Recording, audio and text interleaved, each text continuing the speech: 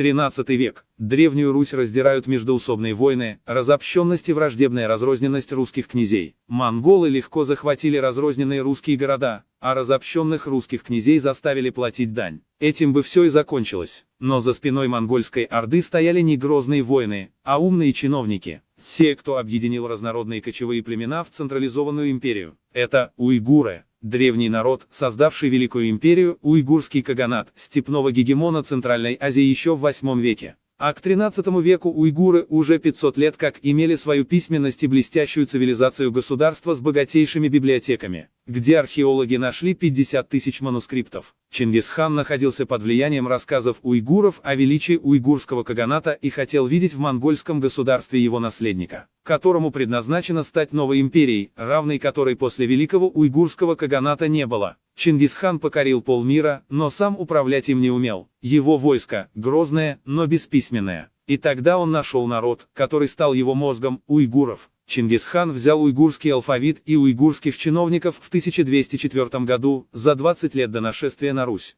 Его приказ: кто из уйгуров сможет научить моих детей письму, станет моим братом. После смерти Чингисхана империя распалась, но Улус-Джучи, Золотая Орда, унаследовал главное – уйгурских чиновников. Именно уйгурские чиновники встали у истоков русского централизованного государства, которое позже назовут Российской империей. Уйгуры дали имперскую формулу монгольскому государству, а Золотая Орда передала Москве. Самый важный урок, который усвоили русские князья: только централизованная власть выживет в этом мире. До прихода монголов русские земли управлялись целым сонмом князей, а вопросы решались коллегиально. Для решительных действий этот способ был неэффективен, русские князья не могли договориться о слаженных действиях и были на голову разбиты монголами. Когда Иван Грозный возьмет Казань, бывшую ордынскую столицу, он жестоко расправится с местным татарским населением, но сохранит уйгурских чиновников. Казанский летописец «Русская хроника» 1560 года сообщает: царь Иван, взяв Казань, приказал привести в Москву 300 пленных уйгурских книжников и учить своих дьяков писарским хитростям, чтобы знать, как управлять царством и писать законы по обычаю восточных царств. Эти уйгуры были искусны в письме и счетах, как некогда служили ханам ордынским. И с тех пор на Руси появился уйгурский писарский обычай, московские дьяки стали писать на свитках по-уйгурски и ставить печати багряными чернилами. Итак, что же русские князья переняли у Орды? Налоги и финансовую систему. Первую перепись на Руси провели уйгуры.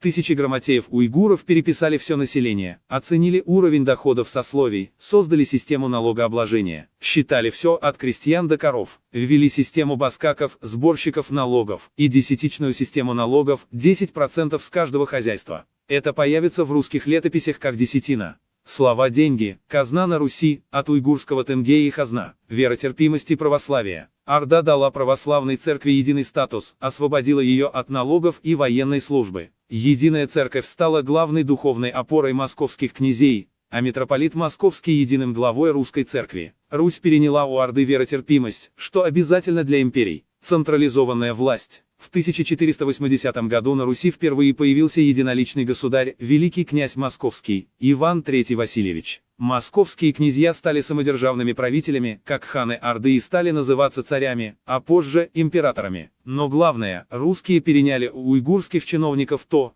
чего не было раньше у князей раздробленной Руси: имперское мышление и технологию управления огромными территориями. Это спасло Россию и стало началом новой имперской эры в ее истории.